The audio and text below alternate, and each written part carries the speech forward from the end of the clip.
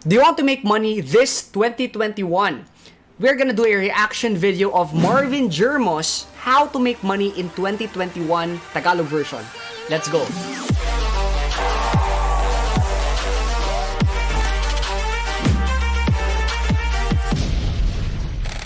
Hello Tycoons, this is Fibo Lim, your internet marketing coach. In this channel, we publish weekly content that will help you grow your business online. So if you're new here, consider subscribing. Don't forget to ring the bell button so that every time we publish new videos, you're gonna get notified. Before we begin, I want to invite you to my free training where I'm gonna show you how you can make money through selling your products and services using social media advertising. Kindly visit this link, fibolim.com/class, to register for my webinar, for my free webinar today. Go ahead, visit that link now. Now, what we're gonna do is, Marvin is a friend of mine and I have attended his events years back. And when he went to Cebu, during that time, did not have the money to attend his seminar. So, good thing, what I did is I begged to my mom to ask funds so that I can attend his event. I went back and forth, and eventually, my mom loved me so much, and even if she doesn't understand what I'm spending for, she sent me money so I can attend the event of Marvin. And during this time, I was still a college student. That is how I was able to encounter Marvin. And Marvin has been in the stock market industry, teaching people on stocks. And also, what I'm gonna watch today is yung video na on making money. Kasi meron siyang mga insights and investments in business.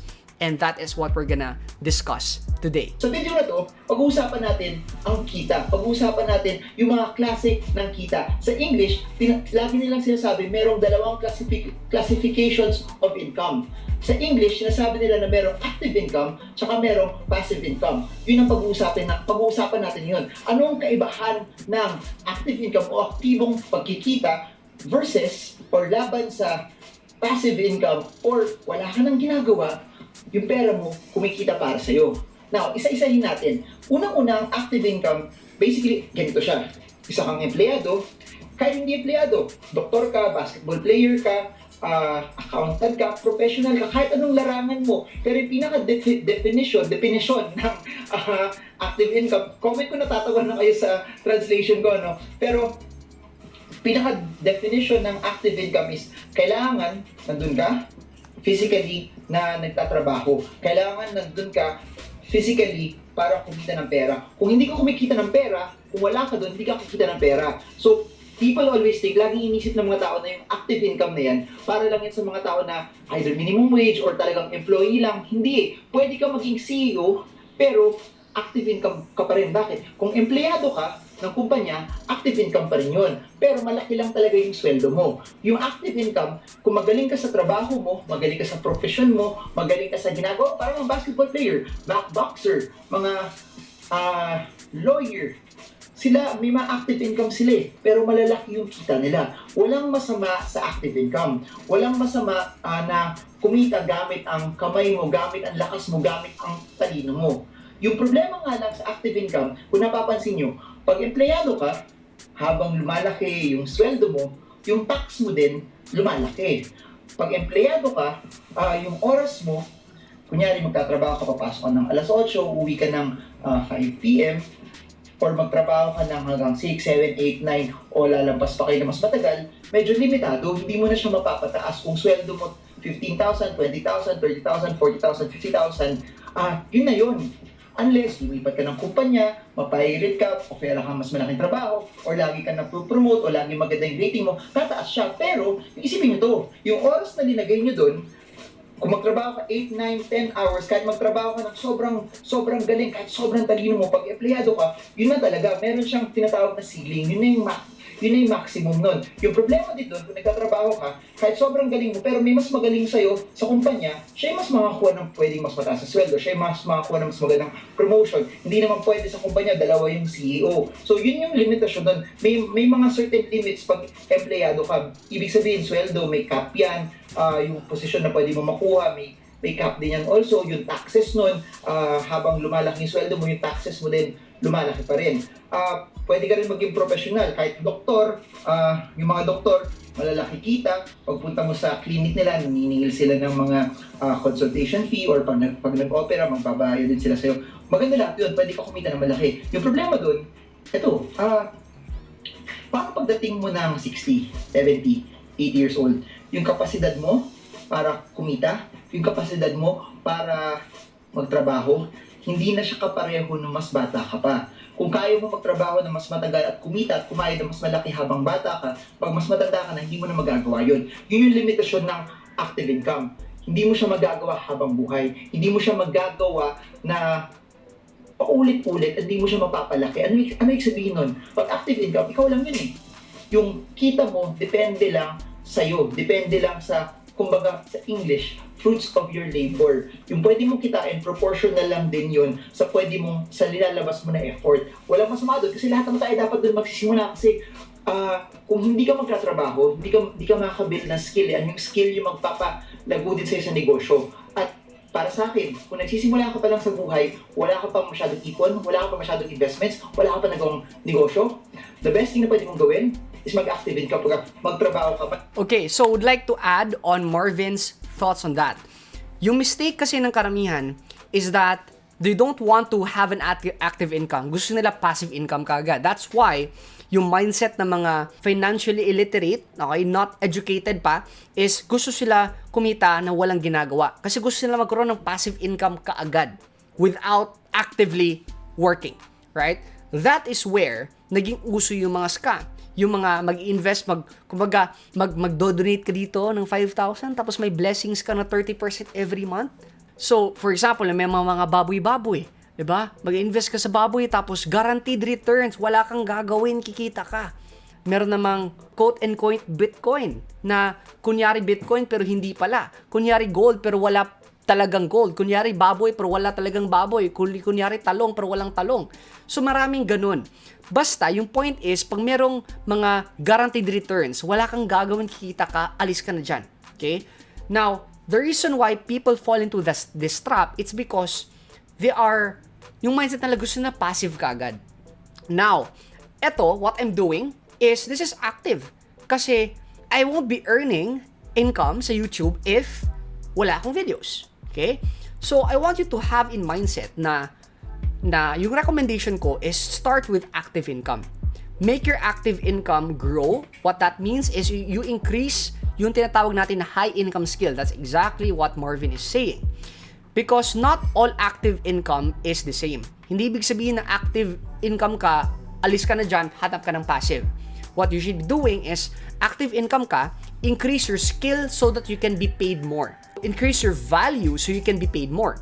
Right? Because there are speakers that are getting paid 1,000 an hour and there are speakers that are getting paid 100,000 an hour. There are architects that are getting paid 100,000. There are architects that are getting paid 10 million. The same profession, but because they have different skills, they make money differently. Okay? Now, once you increase that skill, okay, now you have a lot of income. Yung income na nare-receive mo, dun mo ini-invest sa passive income. So, etong passive income, usually it is slow.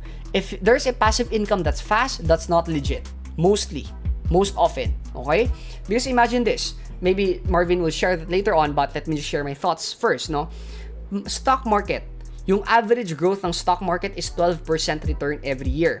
That's one of the highest returns ng usual investing, stock market. Okay? 12% return. That means if mag-invest ka ng 100,000, kumita ka ng 12,000. In the short term, it seems na it's not moving anywhere. But because of the power of compounding interest, ibig sabihin yung interest mo, kikita ng interests, what happens is 20 years, 30 years, 40 years down the road, malaki siya. Ang advantage naman ng passive income is wala kang gagawin. Ang disadvantage nun is it takes time to build.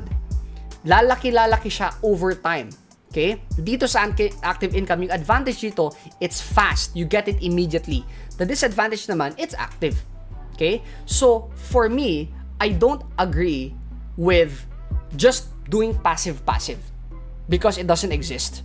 You can only do passive if you have millions and millions of money you can use. But most probably, if you don't have that, Then, you use active income. But what you do is, number one, you increase your value so that you're getting paid more with the same amount of work. And number two, you leverage through teams. For example, sa akin, I have a company, I have a consulting company. I am still required there because I coach, I train, I create programs. But 90% of the work is not done by me, or 99% of work is not done by me because I have already leveraged myself through team members. Okay? So, required pa rin ako, but I would say it's gonna be like semi-active income. So, meron ng in-between dun. Okay? So, you transition from active to semi-active to passive. But etong passive, usually you need money to create passive income because this is real estate. Real estate naman, 4% yung annual appreciation ng properties, 6% naman yung average rental income. So if you total that up, around 10 to 15% yung kikitain mo sa properties. So that means it really takes time. Okay? Madami nagsasabi, kailangan mo mag-focus sa passive income. Totoo yun. Pero, sa simula, wala ka pang pag-ipon, wala ka pang pang-invest, wala ka pang pang-negosyo, magtrabaho ka. Lagi kong sinasabi to sa mga video doon na nagsisimula ako, nagtatrabaho ako 8, 9, 10, 11, 12, 13, 14, 15, 16 hours. 8 oras sa trabaho ko, yung natitirang oras sa araw, yung 9, 10, 11, 12, 13, 14, 15, tinatrabaho ko yung pangarap ko, naghahanap ako ng extra sources ng pagkakakitaan at yun yung pwede niyong gawin. Active income ay isang napakagandang paraan para kumita. Lagi siyang sinasabi na pangit ang active income, pero hindi, maganda siya. Kailangan mo rin magtrabaho, kailangan mo gamitin yung lakas ng isip mo, tsaka lakas ng katawan mo. Nag-muscle talaga ako, wala naman ako muscle. Yung lakas ng isip mo tsaka katawan mo para kumita para sa'yo. Hanggang magawa mo siya at matransition mo siya into something na passive income. Yung passive income naman, para bigyan ko ng contrast, ma-compare natin siya. Yung passive income, basically ganito. Kahit wala ka nang ginagawa, yung pera mo, yung sistema mo, yung nagawa mong mga idea, yun na yung kumikita para sa'yo. Ang passive income, basically, kahit nasa beach ka, kahit nagta-travel ka, kahit may sakit ka, pwede ka pa rin kumita. Ang active income, kahit sobrang galing mo, pero pag nagbakasyon ka, yung mga pinakamagaling na doktor, pinakamagaling na abogado, mga pinakamagaling na accountant, mga pinakamagaling na professional, pag nagbakasyon sila, hindi na sila kumikita. Yung mga may passive income, kahit anong gawin nila, gusto kong malaman nyo na ang passive income ay pera o sistema na kumikita para sa'yo na kahit tulog ka, yung pera mo ay lumalaban para sa'yo. At ano yung mga passive income? Passive income yun yung mga investments. Pwedeng bumili ka ng property, kay condo man yan, o apartment man yan, o bahay man yan, o mga bonds yan, stocks yan, sarili mong negosyo, na yung negosyo na hindi mo, wala ka doon, kikita pa rin siya. Kasi kung kunyari, umalis ka sa trabaho mo, tapos sabi mo magninegosyo ko, pero doon sa negosyo na sabi mo, doon ka pa rin araw-araw, hindi negosyo yun. Nagtatrabaho ka pa rin, pero nagtatrabaho ka para sa sarili mo. Pero, right, so would like to add, most businesses usually require you. Okay? I'm saying most. So there are what you call businesses that are automated businesses. There's also what you call businesses that are scalable businesses. So yung mga automated businesses, these are usually yung mga needs. What's on my mind is my laundry, food for example. So eto, yung advantage nito is it can be easily automated kasi it's repetitive in nature. Yung disadvantage naman nito is that it's hard to scale. Okay? Yung business naman na scalable business, it's usually active or semi-active. Yung advantage naman nito is that you can grow it immediately. For example, creating courses. For example, if you have an e-commerce dropshipping business, since it's easy to scale, the reason why it's semi-active because as you scale, you have more problems. And yung problems, walang katapusan yun. If your business is not growing, naka-stagnant lang, for example, yung mga repetitive in nature, yung mga laundry, for example, the reason why pwede siyang maging automated, it's because, it's not growing and it's just the same. So, wala kang problem, wala kang new problem, right? But there's another problem if wala kang customers. There's another problem if there's a pandemic like this. So, I believe yung mga businesses, it's not pure passive.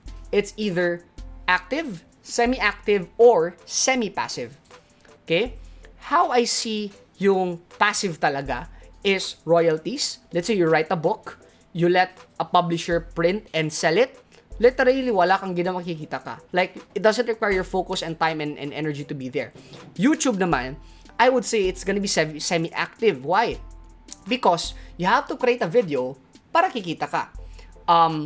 It's possible na you're gonna create a video for a year and then you stop creating, you still make money. Yes, but as time go by, mawawali din yung kita mo. Kasi, syempre, hindi ra-rank ni YouTube yung channel mo pag wala kang new fresh contents eh. Gets? So, that's how I see it. Personally lang, I don't want na yung mindset ng tao is passive income, passive yung mga kikita ka walang ginagawa. Kasi, you can only do that pag marami kang pera. Diba? Marami kang pera, mag-invest ka sa stock market. Literally, when you invest, I'm not talking about trading when you buy low, sell high. I'm talking about you invest and you receive dividends, for example, or may property ka and you receive rental income and you have a property manager that deals with the vacancies, that deals with the fixtures and all of these things, then that is passive. Passive, when I mean passive, is you don't even have to think about it. Literally, you're making money, you're not there, but you need a lot of money to generate a lot of passive income. Treat it as, sabihin natin if we're hitting the numbers, if you want to make 10,000 a month na passive income, you should have at least 1 million. If you want to make 100,000 in passive income, you should have 10 million.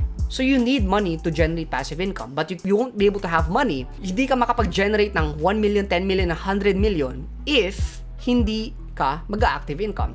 So for me, active income will be there even up until you retire. Because pag mag-retire ka, you want to do something, right? You want to do something and most probably you generate income from other sources. And that's still active income. So what I suggest lang when you want to generate active income is look for a profession, a career na you love. Because when you love your career, your profession, you're not gonna work a single day. And for you, it's not active. For me, the real problem, it's not because people wants not to do anything. Because literally, if you're somebody who doesn't want to do anything, just imagine on laying on the beach, pinanganak ka, and trabaho mo is maglay lang sa beach, and you just watch the beach all day until you die. Right? So, the truth is, you're not gonna be happy. Why? Because you're living life without purpose. You're living life without any fulfillment. Right? Yung gusto mo lang talaga is, gusto mo ng fulfillment, gusto ka maging masaya, and gusto mo na ginagawa mo yung thing mo na you're happy. And that is what you should be focusing on, not the passive income. Because once you're doing the thing na you're happy, as time go by, nanonotice mo lang na nagsisave ka, pero masaya ka. Nagsisave ka, lumalaki yung sweldo mo, pero masaya ka. You're not working, you're playing. And now, once you have those savings, you invest in passive income, that generates you income. And ito yung maganda. You're not gonna stop working. Why? Because you're playing, you're enjoying. That's what your mindset should be. Okay? Pero hanggang dumating sa punto yun na kahit umalis ka, kikita yung negosyo, doon pa lang siya magiging passive income. So passive income, para sa akin, pinapalit mo yung oras mo, yung oras mo into assets. Sa active income, yung pinapalit mo, nagtatrabaho ka pero nagbibigay ka ng oras para kumita ka. Sa passive income, kahit anong gawin mo, kahit wala kang gawin, yung pera mo kikita para sa'yo. So, anong gagawin mo? Yung technique na gusto kong ipakita sa inyo, ganito, habang may active income kayo, magtabi kayo ng pera, huwag nyo muna gastusin. Yung nagiging baliktad sa Pilipino, ganito eh. Pag may active income sila, ginagastos nila para sa lupo. Yung gusto kong sabihin sa inyo, palitan nyo lang, i-shift nyo lang yung pananaw nyo. Don't get me wrong, madami tayong we will go more specific sa mga next na videos. Pag-usapan natin kung ano ba yung mga negosyo na yan, ano yung mga bonds na yan, ano yung mga property na yan, ano yung mga stocks na yan, ano yung mga terminologies na yan. Pero yung gusto kong malaman nyo ngayon is, pag wala pa kayong napupundar, mag-focus kayo sa active income pero huwag nyo gastusin. Huwag nyo gastusin kasi bakit? Yung naipon nyo, yung napundaran nyo sa active income, yung ilipat nyo na pambili nyo ng passive income. Yung active income yung magbibigay sa inyo ng pondo, pero yung passive income yun yung magpapayaman sa inyo. Ulitin ko, yung active income yung magtutulong sa inyo para hindi kayo magutom, pero yung magpapayaman sa inyo yung passive income. Bakit? Ano pa nagagawa ng passive income? Pag naggawa ka ng negosyo, pag nag-invest ka sa stock market, pag nag-invest ka sa real estate, nare-leverage mo siya. Bakit? Habang nagtatrabaho ka sa kung ano man yung ginagawa mo, yung mga binili mo, yung mga ininvestan mo, kumikita din sila para sa'yo. Instead na ikaw lang yung kumikita, ngayon, kung nagbukas ka net, dito, sila lahat lalaban, sila lahat kikita, sila lahat yung magbibigay ng oportunidad para kumita ka, para lumaki din yung pera mo. At yun yung gusto ko sabihin madaming emphasis sa Pilipinas na maghanap ka lagi ng magandang trabaho, which is tama naman yun, pero kulang lang siya. Yung kailangan malaman ng bawat Pilipino, ganito, maghanap ka ng magandang trabaho, huwag ka masyadong gumastos muna kung wala ka pang napupundar. Pangatlo, habang hindi ka masyadong gumagastos muna, itabi mo yung pera yun, itabi mo yung pera mo, itabi mo yung pera mo, itabi mo yung pera mo. Habang tinatabi mo yung pera mo, habang hindi ka gumagastos, mag-build ka ng skills kung saan ka dapat magsisimula ng negosyo, kung saan ka dapat mag-i-invest. Kasi habang binibuild mo yung skills na yan, habang lumalaki yung pinupundar mo, pwede yung mong ilagay doon sa mga assets na yun, sa mga investments na yun. So, ganun lang yung... Right. Would like to add on this, since I had this mindset when I was a college student, during that time, wala akong income source. Well, my income source was allowance. But what I do is, I set aside a percentage of my allowance, and that's how I got started investing in the stock market when I was 18 years old. So, technically, yung kinikita ko ng allowance, for example, kasi yung allowance ko covers breakfast, lunch, dinner because I have to eat on my own. Tinatabi ko 50 pesos, 100 pesos. And now, by the end of the month, I have a few thousands, no? And on top of that, meron pa akong mga racket. Meron pa akong mga pageants, meron pa akong mga, kahit ano yung mga racket ko. And that's how I was able to get started investing in the stock market with only 5,000. Now, the truth is, hindi ako yumaman sa 5,000. Okay? And even up until now, even if that 5,000 grows, sabihin natin maging 10,000 siya, okay? But that's not what it is compared sa kinikita ko ngayon. But, what I want to share with you is, it's not the money that made me who I am today. It's the habit that's made me who I am today. It's because when I was making money, even if I didn't have a source of income during that time, but allowance, I was building up that habit on saving and investing. And what happens is, when I was able to increase my high income skill, okay? And now, it's still active, but now I'm getting paid more. For example, parang artista, diba? Nagsistart ka, konti pa lang sweldo mo, pero lumalaki because your worth is now bigger, okay? Andun pa rin yung habit. I save, invest. If I didn't build up that habit nung time wala pa akong pera, most probably when I get millions, I'm gonna spend it because I didn't have the habit. So you create the habit when you have nothing. You don't create the habit when you have something. Because people, they're gonna say, I'm gonna save and invest when I have enough funds. I'm gonna save and invest when I have sobra. And the truth is, you're not gonna have sobra. Because konti nga palang, hindi mo kayang gawin eh. How much more if lumalaki siya? Trust me, yung pera, it's just a magnifying glass of what's inside you. If you spend everything that you make, most probably when you make more money, that's also gonna happen. Formula hanggang, ito yung pinaka-technique dyan, hanggang sa yung kinikita mo sa passive income, yung kinikita mo sa negosyo, sa property, sa stocks, sa bonds, or kung anumang asset yan, mas malaki na siya kaysa sa kinikita mo sa active income. Ngayon, ano yung kagandahan yan? Nagtatrabaho ka na lang sa active income mo, hindi dahil kailangan mo, pero dahil gusto mo pa siyang gawin. Pero kung dumating sa point na ayaw mo na, pwede ka umalis anytime kasi meron ka ng passive income na kumikita para sa'yo. So another way also para malaman kung kailan ka na pwedeng umalis sa trabaho mo, kailan ka na pwedeng umalis sa active income, bilangin mo, tingnan mo, magkano ba kinikita ko sa passive income. Kung yung passive income mo, kaya ng palitan, lahat ng ginagastos mo, meaning telepono, pagkain, transportation, tubig, ilaw, edukasyon ng anak. Kung kaya na yung palitan yun, di saka mapakawalan yung trabaho mo, saka ka mag-resign. Yung nagiging baliktad minsan is, lahat ng tao gusto umalis sa trabaho, tapos wala pa naman silang lilipatan, wala pa naman silang ibang sources of income. The only time na aalis ka sa trabaho mo is pag nakita mo na may potential yung passive income mo, may potential yung negosyo mo, may potential yung investments mo na kaya niyang palitan yung pang-araw-araw mo. Pero kung hindi pa, huwag ka muna umalis. Paglaban mo muna pagsabay. Okay, so, yung mistake ng karamihan is that akala nila na pag meron na silang malaki na savings, pwede na silang umalis. Which is what Marvin just said. Meron na silang 1 million, 2 million, 5 million, 10 million, okay, I have enough for me to live. And here's the problem with that. Because even if you have 10 million, over time, mauubos yun. So, may possibility na nag-resign ka, 40, hindi ka pa umabot ng 60, nasa 50 years old ka pa lang, may possibility na maubos yung pera mo because of inflation. What this means is yung prices and yung goods go up over time, and yung 10 million mo is not worth 10 million anymore. It may be worth 7 million, 5 million. As the time go by, lilit na lilit yung value. Yes, may 10 million ka sa bank, but over time, it's not technically worth 10 million because of inflation. So, what you should be doing is you build up your active income, you invest that in passive income streams, and yung kinikita mo na passive income. For example, if your expenses is 100,000, that means you should be getting a passive income of 100,000 as well. That way, hindi mo ubus yung kapital mo. Kahit uubusin mo yung 100,000, magre-replenish siya every single month. Gets? So, here's what you need to do. For you to generate 100,000 passive income, you need 10 million pesos. Okay? You need 10 million pesos to generate that passive income. Akala mo madali lang magkaroon ng passive income? Hindi. That's why it's important para sa akin to love what you do sa active income. Because once you love what you do sa active income, you generate results, your boss pays you because you generate a lot of results and you make more money, right? Yun yung formula. Passive income should be more than your expenses, and for you to generate a huge passive income portfolio, kailangan ka ng malaking savings which will be generated by your active income.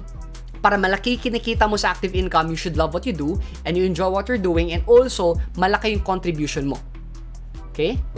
Kaya nga, lagi kong ini-emphasize, focus on active income kasi importante din yung active income. Lalo kung bata ka pa. Yung mga nanonood sa channel na to, alam ko medyo mas bata kayo, alam ko medyo magkaka-age tayo lahat. Huwag nyo sayangin yung oras na malakas kayo. Hindi masama maglaro ng computer games, hindi masama mag-enjoy, hindi masama manood ng sine, hindi masama mag-travel, hindi masama gumawa ng mga bagay na nagpapasaya sa'yo.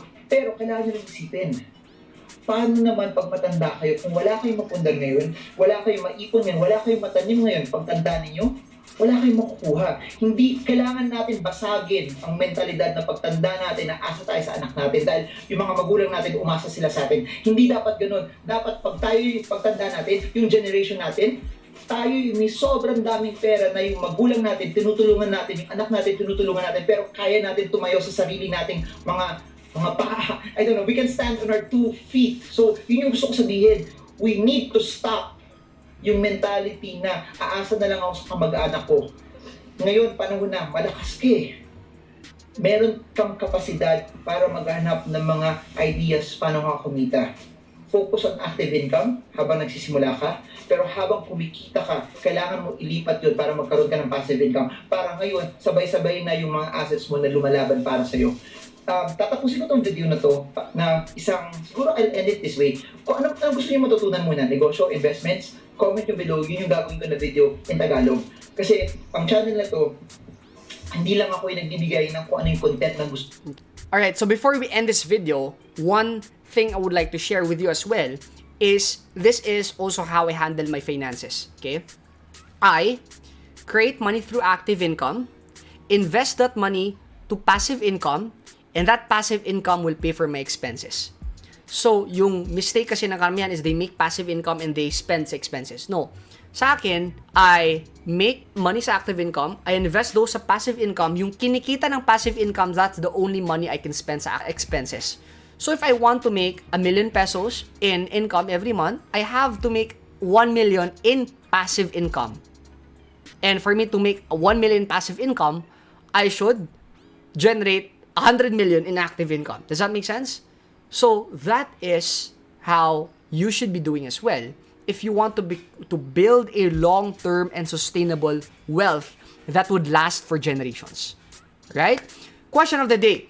What is your biggest learning and takeaway ba from this video? I want you to comment that below and share with me ano yung experiences and thoughts mo from watching this video. Once again, I want to invite you to my free training where I'm going to share with you how you can make money online by selling your products and services. Ito, using an automated sales process. So ito, semi-passive to, right? By using an automated sales process to sell your products and services. Kindly visit this link, fibolim.com/class to register for a free seat today. Thank you so much for watching this video. If you have not subscribed to our channel yet, I want you to go ahead, click subscribe, and don't forget to ring the notification bell so that every time we publish new videos, you are gonna get notified. Go ahead, click subscribe now. This is Fibo Lim. Achieve success, live with happiness, and enjoy the good life. See you in our next episode.